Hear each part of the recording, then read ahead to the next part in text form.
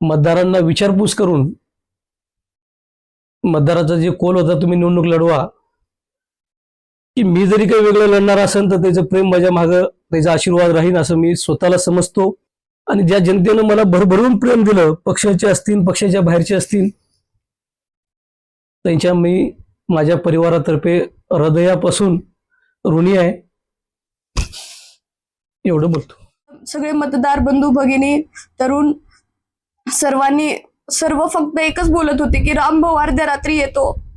रामभाऊंचंच नाव होतं प्रत्येक युवकांच्या तोंडात. आणि ते आज सगळ्यांनाच दुःख झालं असेल माझ्या इतकंच, ज्यांनी पप्पांवर प्रेम केले.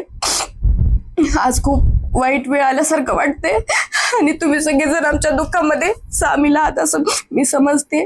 आणि उद्या आम्ही फॉर्म भरणार आहोत. तुम्ही सगळेजण आमच्यावर असं जसं प्रेम होतं तुम्ही सगळ्यांनीच आम्हाला निवडून द्यायचा. पूर्ण म्हणजे प्रत्येकाच्या तोंडात रामभाऊचं नाव होतं. मला वाटते खरंच नजर लागली. आणि तुम्ही पत्रकार सगळ्यांना सांगते मी की तुम्ही सगळ्यांनी खऱ्या नेतृत्वाला म्हणजे जनतेसाठी खरंच कष्ट करणाऱ्या नेत्याला समोर आणलं पाहिजे. आपल्या हक्काच्या माणसाला तुम्ही विसरू नका. आपल्या खंडाळी सर्कलचा विकास हेच आमचं ध्येय होतं आणि कुठेतरी वाटतंय ते कोणाला तर असं होऊ द्यायचं नव्हतं.